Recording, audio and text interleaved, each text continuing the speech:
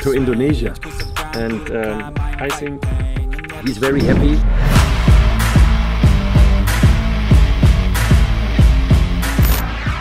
Asisten Sintayong tebar kode di media sosial minta kepastian ke PSSI. Yoo Jae-hoon sendiri dipercaya untuk mendampingi Sintayong sejak ditunjuk sebagai pelatih timnas Indonesia di berbagai level usia. Pengalamannya sebagai mantan pemain yang lama berkiprah di Indonesia menjadi salah satu alasan penunjukan dirinya. Seperti yang telah diketahui bahwa Yoo Jae-hoon berkarir di Indonesia hampir 10 tahun. Bahkan ia mampu mengoleksi 2 gelar selama periode itu, yakni Liga Indonesia 2010-2011 dan 2013, serta Toro Bika Soccer Championship 2016. Ketiga gelar itu didapat ketika membela Persipura Jayapura. Selain banyak pengalaman soal sepak bola Indonesia, Yoo Jae-hoon juga kerap kali menjadi jembatan antara pemain dan Sintayong soal komunikasi. Sementara itu, kontrak Sintayong sendiri bersama timnas Indonesia akan berakhir pada Desember tahun ini.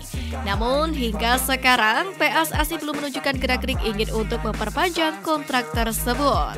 Tulisan Yoo Jae-hoon pada unggahan foto Jumat 17 Maret pun memunculkan banyak spekulasi soal masa depannya. Semuanya akan menjadi kenangan yang indah, tidak memikirkan apapun kecuali pikiran positif.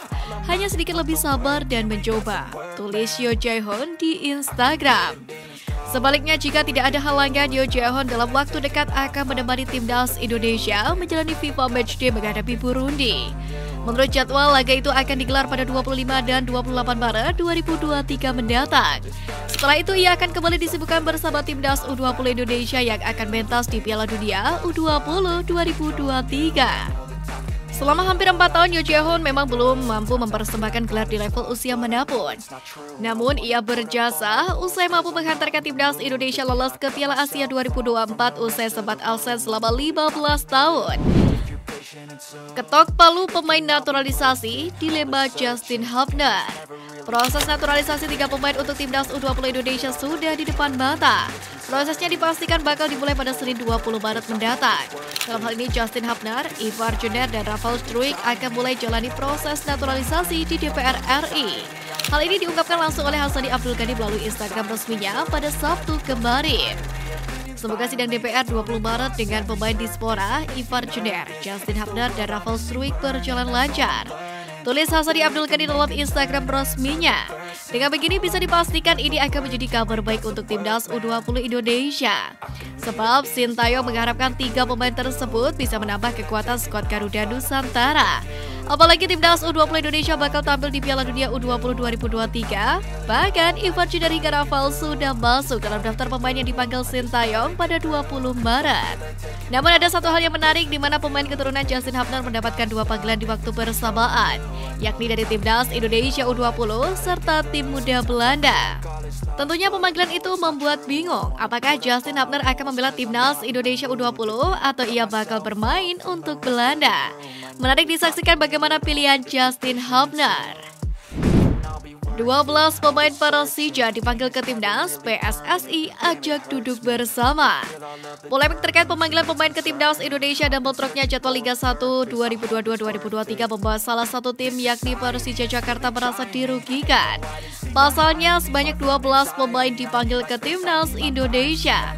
Hal tersebut lantaran pelatih timnas Indonesia Sintayong tak hanya memanggil pemain timnas Indonesia senior saja yang bakal mempersiapkan FIFA Matchday periode Maret 2023. Tetapi juru taktik asal Korea Selatan itu juga memanggil pemain muda yakni timnas U20 Indonesia secara bersamaan.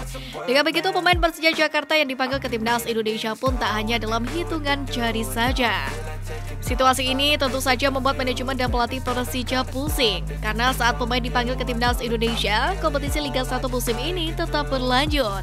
Bahkan saat laga FIFA Matchday yang seharusnya kompetisi berhenti. Sementara untuk FIFA Matchday periode Maret berlangsung pada 20 hingga 28 Maret. Ditambah lagi pemain timnas Indonesia bakal menjalani pertandingan melawan Burundi tepat pada tanggal 28 Maret. Dengan begitu bisa dipastikan Persija tak akan tampil dengan kekuatan penuh karena para pemainnya sudah diminta kumpul pada 20 Maret mendatang. Untuk itu diungkapkan oleh Wakil Ketua Umum PSSI Zainuddin Amali, PSSI akan melakukan komunikasi dengan Persija Jakarta.